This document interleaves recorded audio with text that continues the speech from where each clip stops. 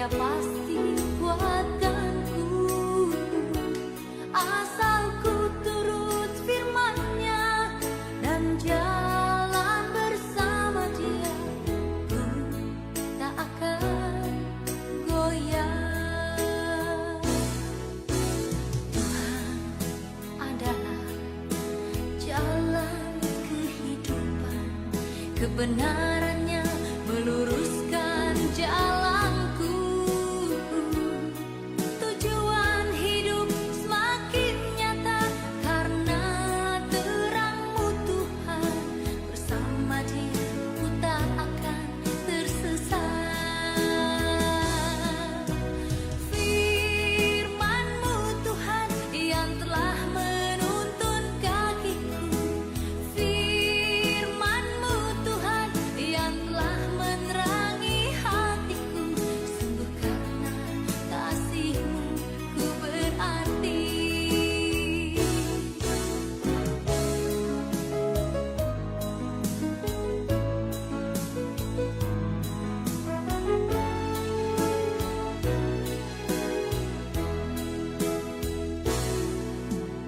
Tuhan adalah sumber kekuatanku.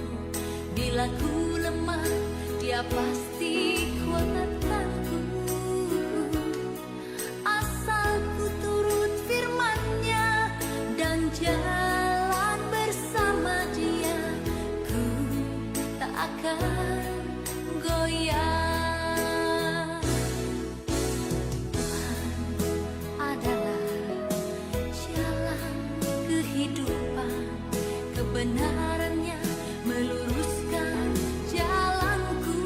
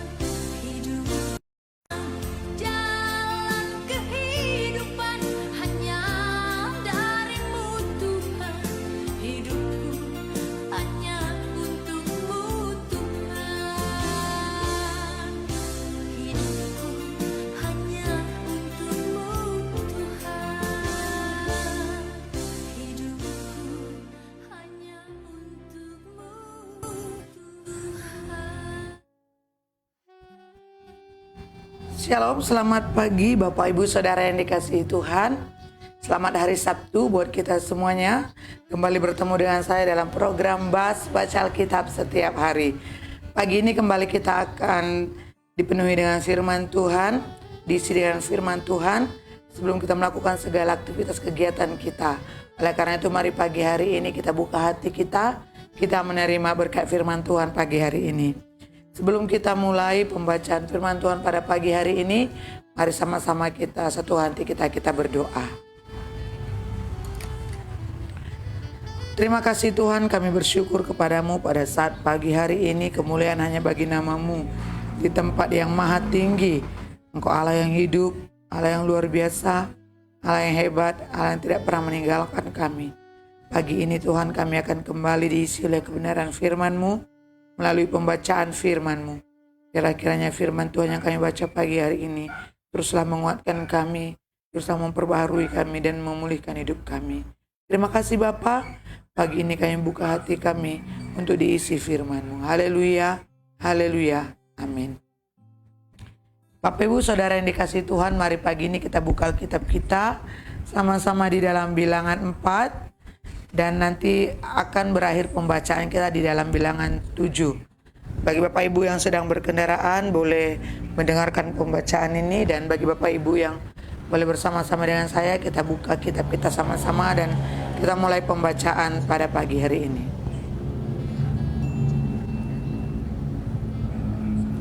Bilangan 4, Tuhan berfirman kepada Musa dan Harun, hitunglah jumlah Bani Kehat sebagai suatu golongan tersendiri di antara Bani Lewi menurut kaum-kaum yang ada dalam puak mereka.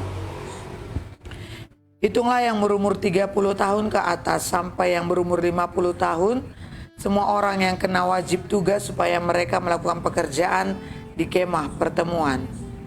Pekerjaan jabatan orang Kehat di kemah pertemuan ialah mengurus barang-barang yang maha kudus.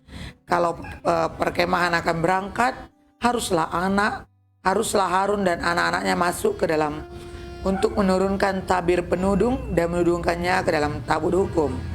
Di atasnya mereka harus meletakkan tutup dari kulit lumba-lumba, dan di atasnya lagi mereka harus membentangkan sehelai kain yang seluruhnya ungu tua. Kemudian mereka harus memasang kayu-kayu pengusung tabut itu. Lagi pula di atas meja roti sajian mereka harus membentangkan sehelai kain ungu, dan di atasnya mereka harus meletakkan pinggan, cawan, piala, dan kendi korban curahan. Juga roti sajian harus tetap ada di atasnya. Di atas semuanya itu mereka harus membentangkan sehelai kain kirmizi, lalu menudungnya dengan tudung dari kulit lumba-lumba. Kemudian mereka harus memasang kayu-kayu pengusung meja itu. Lalu mereka mengambil sehelai kain ungu tua dan menudungkannya kepada kandil untuk penerangan dengan lampu-lampunya, sepit-sepit dan penadah-penadahnya, dan segala perkakas minyaknya yang dipakai untuk mengurus kandil itu. Dan mereka harus meletakkannya dengan segala perkakasnya ke atas tudung dari kulit lumba-lumba dan meletakkannya di atas usungan. Di atas mezbah dari emas itu mereka harus membentangkan sehelai kain ungu tua dan menudunginya dengan tudung dari kulit lumba-lumba.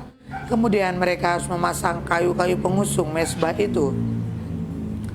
Lalu mereka mengambil segala perkakas yang dipakai untuk menyelenggarakan kebaktian di tempat kudus, meletakkannya di atas sehelai kain ungu tua dan menudunginya dengan tudung dari kulit lumba-lumba, kemudian meletakkannya di atas usungan. Dan mereka harus membersihkan mezbah itu dari abu, lalu membentangkan sehelai kain ungu muda di atasnya. Sesudah itu meletakkannya di atas segala perkakasnya yang dipakai untuk mengurusnya, yakni perbaraan, garpu, penyodok, bokor penyiraman, segala perkakas mezbah itu, dan di atasnya mereka harus membentangkan tutup dari kulit lumba-lumba. Kemudian mereka harus memasang kayu-kayu pengusung mezbah itu. Setelah Harun dan anak-anaknya selesai menudungi barang-barang kudus dan segala perkakas tempat kudus, pada waktu perkemahan akan berangkat, barulah orang Kehat boleh masuk ke dalam untuk mengangkat barang-barang itu. Tetapi janganlah mereka kena kepada barang-barang kudus itu, nanti mereka mati. Jadi itulah barang-barang di kemah pertemuan yang harus diangkat Bani Kehat. Tetapi Eleazar anak Imam Harun bertanggung jawab atas minyak untuk penerangan, ukup-ukupan dari wangi-wangian, korban sajian yang tetap dan minyak urapan. Ia bertanggung jawab atas segenap kemah suci dan segala isinya, yakni barang-barang kudus dan perabotannya. Tuhan berfirman kepada Musa, perhatikanlah supaya puak Kehat dan kaum-kaumnya jangan musnah, binasa dari tengah-tengah orang Lewi. Inilah yang harus kamu lakukan bagi mereka, supaya mereka tinggal hidup dan jangan mati apabila mereka mendekat ke barang-barang maha kudus. Harun dan anak-anaknya haruslah masuk ke dalam dan menempatkan mereka masing-masing di tempat tugasnya dekat barang yang harus diangkat. Tapi janganlah orang Kehat masuk ke dalam untuk melihat barang-barang kudus itu walau sesaat pun, nanti mereka mati. Tuhan berfirman kepada Musa, hitunglah juga jumlah Bani Gerson menurut puak dan kaum-kaum mereka. Catatlah mereka yang berumur 30 tahun ke atas sampai yang berumur 50 tahun, yakni setiap orang yang wajib tugas, supaya mereka melakukan pekerjaan jabatan di kemah pertemuan. Inilah tugas-tugas kaum Gerson dalam hal pekerjaan jabatan dan pengangkatan barang itu. Mereka harus mengangkat tenda-tenda kemah suci dan kemah pertemuan tudungnya, dan tudung dari kulit lumba-lumba yang ada di atasnya, tirai pintu kemah pertemuan, layar-layar pelataran dan tirai pintu gerbang pelataran yang ada di sekeliling kemah suci dan mezbah dengan talinya dan segala perkakas untuk pekerjaan jabatan mereka. Dan mereka harus melakukan segala tugas yang perlu berkenan dengan semuanya itu. Seluruh pekerjaan jabatan Bani Gerson harus dilakukan sesuai dengan perintah Harun dan anak-anaknya, yakni segala tugas pengangkatan barang dan pekerjaan jabatan itu. Kamu harus membuat mereka penanggung jawab atas segala yang harus diangkat mereka. Itulah tugas kaum-kaum Bani Gerson di kemah pertemuan. Mereka harus mengerjakan di bawah pimpinan Itamar anak Imam Harun itu. Orang Merari haruslah kau catat menurut kaum-kaum yang ada dalam puak mereka. Catatlah mereka yang berumur 30 tahun ke atas sampai yang berumur 50 tahun, yakni setiap orang yang kena wajib tugas, supaya mereka melakukan pekerjaan jabatan pada kemah pertemuan. Inilah yang wajib diangkat mereka berhubung dengan seluruh pekerjaan jabatan mereka di kemah pertemuan. Papan-papan kemah suci, kayu-kayu lintangnya, tiang-tiangnya, alas-alasnya, tiang-tiang pelataran sekelilingnya, alas-alasnya, patok-patok dan tali-talinya, serta segala perkakasnya, semuanya termasuk tugas mereka. Dengan terperinci haruslah kamu tunjukkan perkakas yang wajib diangkat mereka itu. Itulah tugas kaum-kaum Bani Merari, yakni seluruh pekerjaan jabatan mereka di kemah pertemuan yang harus dilakukan di bawah pimpinan Itamar, anak Imam Harun. Demikianlah Musa dan Harun dengan para pemimpin umat Israel mencatat Bani Kehat menurut kaum-kaum yang ada dalam puak mereka, yakni orang-orang yang berumur 30 tahun ke atas sampai yang berumur 50 tahun. Setiap orang yang kena wajib tugas berhubung dengan pekerjaan jabatan di kemah pertemuan. Maka jumlah pencatatan mereka menurut kaum-kaum mereka ada 2.750 orang. Itulah orang-orang yang dicatat dari kaum-kaum Kehat. Semua orang yang melakukan pekerjaan jabatan di kemah pertemuan, yakni mereka yang dicatat oleh Musa dan Harun, sesuai dengan titah Tuhan dengan perantaraan Musa. Bani Gerson yang dicatat menurut kaum-kaum yang ada dalam puak mereka, yaitu orang-orang yang berumur 30 tahun ke atas sampai yang berumur 50 tahun, setiap orang yang kena wajib tugas berhubung dengan pekerjaan jabatan di kemah pertemuan. Jadi mereka yang dicatat menurut kaum-kaum yang ada dalam puak mereka berjumlah 2.630 orang. Itulah jumlah pencatatan kaum-kaum Bani Gerson, semua orang yang melakukan pekerjaan jabatan di kemah pertemuan, yakni mereka yang dicatat oleh Musa dan Harun sesuai dengan titah Tuhan. Bani Merari yang dicatat menurut kaum-kaum yang ada dalam puak mereka, yaitu orang-orang yang berumur 30 tahun ke atas sampai yang berumur 50 tahun. Setiap orang yang kena wajib tugas berhubung dengan pekerjaan jabatan di kemah pertemuan. Jadi mereka yang dicatat menurut kaum-kaum mereka berjumlah 3.200 orang.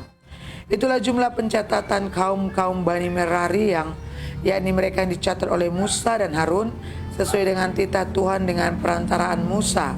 Semua orang Lewi yang dicatat oleh Musa dan Harun dengan para pemimpin Israel menurut kaum-kaum yang ada dalam puak-puak mereka, yakni Orang-orang yang berumur 30 tahun ke atas sampai yang berumur 50 tahun, setiap orang yang wajib melakukan pekerjaan, jabatan di kemah pertemuan, dan pekerjaan pengangkatan barang. Jadi mereka yang dicatat berjumlah 8.580 orang. Sesuai dengan titah Tuhan, dengan perantaraan Musa, maka mereka masing-masing dibuat penanggung jawab atas apa yang harus dikerjakan dan diangkatnya. Demikianlah mereka dicatat seperti yang diperintahkan Tuhan kepada Musa. Bilangan 5, peraturan mengenai orang-orang yang najis. Tuhan berfirman kepada Musa, "Perintahkanlah kepada orang Israel supaya semua orang yang sakit kusta, semua orang yang mengeluarkan lelehan, dan semua orang yang najis oleh mayat disuruh meninggalkan tempat perkemahan. Baik laki-laki maupun perempuan haruslah kau suruh pergi. Keluar tempat perkemahan haruslah mereka kau suruh pergi, supaya mereka jangan menajiskan tempat perkemahan di mana aku diam di tengah-tengah mereka." Maka orang Israel berbuat demikian. Mereka menyuruh orang-orang itu meninggalkan tempat perkemahan, seperti yang difirmankan Tuhan kepada Musa. Demikianlah diperbuat orang Israel. Tuhan berfirman kepada Musa, "Berbicaralah kepada orang Israel, apabila seseorang laki-laki atau perempuan melakukan sesuatu dosa terhadap sesamanya manusia, dan oleh karena itu berubah setia terhadap Tuhan, sehingga orang itu menjadi bersalah, maka haruslah yang mengakui dosa yang telah dilakukannya itu, kemudian membayar tebusan sepenuhnya dengan menambah 1/5, lalu menyerahkannya kepada orang terhadap siapa ia bersalah. Tetapi apabila orang itu tidak ada kaumnya, kepada siapa dapat dibayarnya tebusan salah itu, maka tebusan salah yang harus dibayar itu menjadi kepunyaan Tuhan dan adalah bagian imam. Belum terhitung domba jantan pendamaian dipakai untuk mengadakan pendamaian bagi orang itu. Dari persembahan-persembahan kudus yang disampaikan orang Israel kepada imam, persembahan khususnya adalah bagian imam. Sedang persembahan-persembahan kudus yang dibawa oleh seseorang adalah bagian orang itu sendiri. Hanya apa yang diserahkannya kepada seorang imam adalah bagian imam itu. Tuhan berfirman kepada Musa, "Berbicaralah kepada orang Israel dan katakanlah kepada mereka, apabila istri seorang berbuat serong dan tidak setia terhadap suaminya, dan laki-laki lain tidur dan bersetubuh dengan perempuan itu dengan tidak diketahui suaminya, karena tinggal rahasia bahwa perempuan itu mencemarkan dirinya, tidak ada saksi terhadap dia tidak kedapatan, dan apabila kemudian roh cemburu menguasai suami itu sehingga menjadi cemburu terhadap istrinya, dan perempuan itu memang telah mencemarkan dirinya, atau apabila roh cemburu menguasai suaminya itu sehingga menjadi cemburu terhadap istrinya, walaupun perempuan itu tidak mencemarkan dirinya, maka haruslah orang itu membawa istrinya kepada imam, dan orang itu harus membawa persembahan karena perempuan itu sebanyak 1/10 epat tepung jelai yang ke atasnya tidak dituangkan minyak dan yang tidak dibubuhi kemenyan, karena korban itu ialah korban sajian cemburuan. Satu korban peringatan yang mengingatkan kepada kedurjanaan. Maka haruslah imam menyuruh perempuan itu mendekat dan menghadapkannya kepada Tuhan. Lalu imam harus membawa air kudus dalam suatu tempayan tanah, kemudian harus memungut debu yang ada di lantai kemah suci dan membubuhnya ke dalam air itu. Apabila imam sudah menghadapkan perempuan itu kepada Tuhan, haruslah menguraikan rambut perempuan itu, lalu meletakkan korban peringatan, yakni korban sajian cemburuan, ke telapak tangan perempuan itu, sedang di tangan imam haruslah ada air pahit yang mendatangkan kutuk.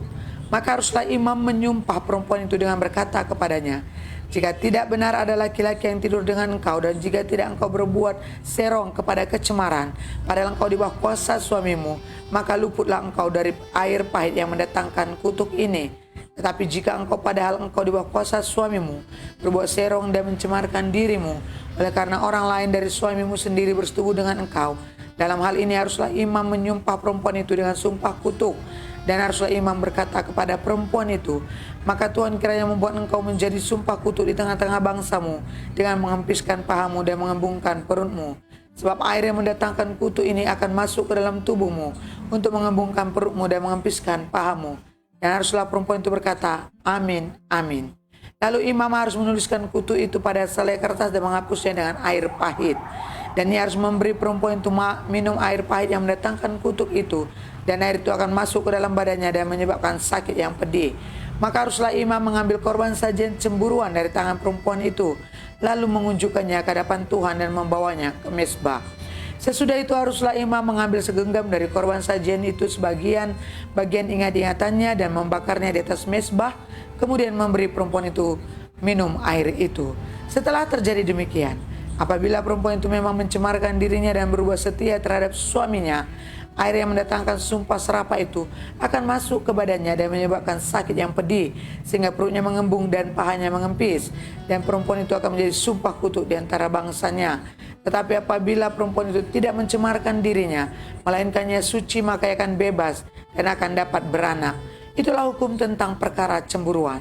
Kalau seorang perempuan telah berbuat serong dan mencemarkan dirinya, padahal dia di bawah kuasa suaminya, atau kalau roh cemburu menguasai seorang laki-laki sehingga cemburu terhadap istrinya, ia harus menghadapkan perempuan itu kepada Tuhan, dan imam haruslah melaksanakan seluruh hukum ini kepada perempuan itu. Laki-laki itu akan bebas daripada salah, tetapi perempuan itu haruslah menanggung akibat kesalahannya. Bilangan 6, hukum mengenai kenaziran. Tuhan berfirman kepada Musa, "Berbicaralah kepada orang Israel dan katakanlah kepada mereka, apabila seseorang laki-laki atau perempuan mengucapkan nasar khusus, yakni nasar orang Nazir, untuk menghususkan dirinya bagi Tuhan, maka haruslah ia menjauhkan dirinya dari anggur dan minuman yang memabukkan. Jangan meminum cuka anggur atau cuka minuman yang memabukkan, dan jangan meminum sesuatu minuman yang dibuat dari buah anggur, dan jangan memakan buah anggur, baik yang segar maupun yang kering. Selama waktu kenazirannya, janganlah ia makan sesuatu apapun yang berasal dari pohon anggur, dari bijinya sampai kepada pucuk rantingnya. Selama waktu nazarnya sebagai orang nazir, janganlah pisau cukur lalu di kepalanya, sampai genap waktunya ia menghususkan dirinya bagi Tuhan. Haruslah ia tetap kudus dan membiarkan rambutnya tumbuh panjang. Selama waktunya menghususkan dirinya bagi Tuhan, janganlah ia dekat kepada mayat orang. Bahkan apabila mati ayahnya ataupun ibunya, saudaranya laki-laki ataupun saudaranya perempuan, janganlah ia menajiskan dirinya kepada mereka, sebab tanda kenaziran bagi Allahnya ada di atas kepalanya. Selama waktu kenazirannya ia kudus bagi Tuhan. Tetapi apabila seseorang mati di dekatnya dengan sangat tiba-tiba sehingga menajiskan rambut kenazirannya, maka haruslah ia mencukur rambutnya pada hari pentahirannya, yaitu pada hari yang ke-7 haruslah ia mencukurnya. Pada hari yang ke-8 haruslah ia membawa 2 ekor burung tekukur atau 2 ekor anak burung merpati kepada imam ke pintu kemah pertemuan. Maka haruslah imam mengolah yang seekor menjadi korban penghapus dosa dan yang lain menjadi korban bakaran, dan mengadakan pendamaian bagi dia, oleh karena dia telah berdosa dekat berada dengan mayat. Pada hari itu juga ia harus menguduskan kepalanya dan menghususkan waktu kenazirannya bagi Tuhan. Ia harus membawa seekor domba jantan berumur 1 tahun menjadi korban penebus salah. Hari-hari yang sudah lewat dianggap batal, karena rambut kenazirannya telah menjadi najis. Dan inilah hukum tentang seorang nazir.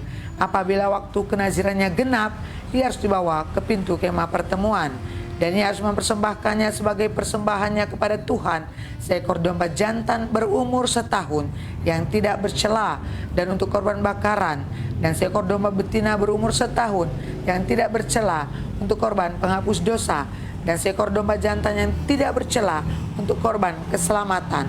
Juga sebakul roti yang tidak beragi, yakni roti bundar dari tepung yang terbaik yang diolah dengan minyak, dan roti tipis yang tidak beragi diolesi dengan minyak, serta dengan korban sajian dan korban-korban curahannya. Lalu haruslah imam membawa semua itu ke hadapan Tuhan dan mengolah korban penghapus dosa dan korban bakarannya. Domba jantan itu haruslah diolahnya sebagai korban keselamatan bagi Tuhan, beserta sebakul roti yang tidak beragi itu. Juga haruslah imam mengolah korban sajian dan korban curahannya. Maka haruslah orang nazir itu mencukur rambut kenazirannya di depan pintu kemah pertemuan, lalu mengambil rambut kenazirannya itu dan melemparkannya ke dalam api yang di bawah korban keselamatan. Imam haruslah mengambil paha depan domba jantan itu sesudah dimasak, dan 1 roti bundar yang tidak beragi dari dalam bakul dengan 1 roti tipis yang tidak beragi, lalu meletakkannya ke atas telapak tangan orang nazir itu setelah orang ini mencukur rambut kenazirannya. Kemudian haruslah imam mengunjukkan semuanya itu ke hadapan Tuhan sebagai persembahan unjukan. Semuanya itu menjadi bagian kudus bagi imam, beserta dada persembahan unjukan dan beserta paha persembahan khusus. Sesudah itu barulah boleh orang nazir itu minum anggur. Itulah hukum tentang orang nazir yang menazarkan persembahannya kepada Tuhan berdasarkan kenazirannya. Belum dihitung apa yang ia mampu mempersembahkan di samping itu, sesuai dengan bunyi nazar yang diikrarkannya. Demikianlah harus dilakukannya berdasarkan hukum tentang kenazirannya. Tuhan berfirman kepada Musa, "Berbicaralah kepada Harun dan anak-anaknya. Beginilah harus kamu memberkati orang Israel. Katakanlah kepada mereka, Tuhan menyinari engkau dan melindungi engkau. Tuhan menyinari engkau dengan wajahnya dan memberi engkau kasih karunia. Tuhan menghadapkan wajahnya kepadamu dan memberi engkau damai sejahtera." Demikianlah harus mereka meletakkan namaku atas orang Israel, maka aku akan memberkati mereka.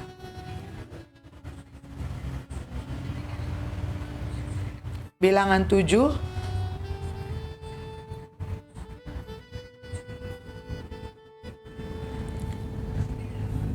Puji Tuhan, Bapak Ibu Saudara yang dikasihi Tuhan, kita akhiri pembacaan hari ini di dalam bilangan 6. Dan biarlah pada pagi hari ini apa yang sudah kita baca, apa yang sudah kita dengar boleh menjadi kekuatan bagi kita. Dan biarlah pembacaan firman Tuhan pagi hari ini memberikan sesuatu yang baru bagi kita. Dan kita minta agar Tuhanlah kiranya yang memberikan pemahaman bagi kita, pengertian bagi kita. Oleh karena itu, Bapak, Ibu, Saudara, mari kita berdoa untuk pembacaan firman Tuhan pada pagi hari ini. Kami bersyukur kepadamu Tuhan dan terus bersyukur kepadamu. Karena kami tahu Tuhan, ketika kami berada di luar Engkau, maka hidup kami tidak ada apa-apanya. Tapi kami percaya ketika kami berada di dalam Engkau, berjalan bersama dengan Engkau, maka Engkau membuat kami menjadi berharga. Tuhan Yesus, Engkau menjaga kami seperti biji mata-Mu. Engkau selalu memegang tangan kami. Engkau tidak pernah membiarkan kami terjatuh, Tuhan. Terima kasih buat firman-Mu pada pagi hari ini. Terima kasih buat kekuatan baru yang Tuhan boleh berikan kepada kami. Ada banyak hal yang Tuhan sampaikan kepada kami pada pagi hari ini, agar kami selalu taat kepada firman-Mu, agar kami selalu melakukan firman-Mu, agar kami senantiasa hidup dalam kebenaran firman-Mu. Oleh karena itu Roh Kudus tetap tolong kami, Roh Kudus bantu kami, Roh Kudus ajari kami, agar kami terus hidup sesuai dengan firman-Mu. Kami bertahan di dalam kebenaran firman-Mu Tuhan. Mampukan kami Tuhan. Oleh karena itu biarlah Engkau selalu menolong kami dimanapun kami berada. Ingatkan kami di saat kami melenceng dari kebenaran firman-Mu. Ingatkan kami jika kami menjauh dari kebenaran firman-Mu Tuhan. Biarlah tetap kami hidup berkenan kepadamu. Terima kasih buat firman-Mu pada pagi hari ini Tuhan. Terima kasih buat firman-Mu yang terus menjadi kekuatan bagi kami. Terpujilah nama-Mu Tuhan, Allah yang hidup, Allah yang menjadi kekuatan kami, Allah yang menjadi pengharapan bagi kami, Allah yang menjadi sumber penghiburan bagi kami. Oleh karena itu Tuhan, kami juga berdoa pagi ini buat setiap pemirsa Amazing Ministry, mereka yang selalu setia mendengarkan kebenaran firman-Mu, ikut dalam acara BAS setiap harinya.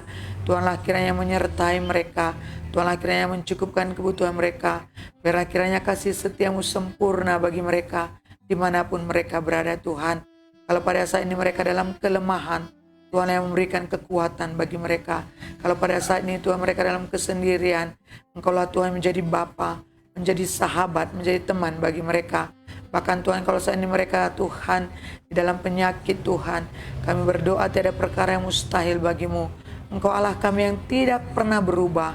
Apa yang Kau perbuat tetap sama sampai hari ini.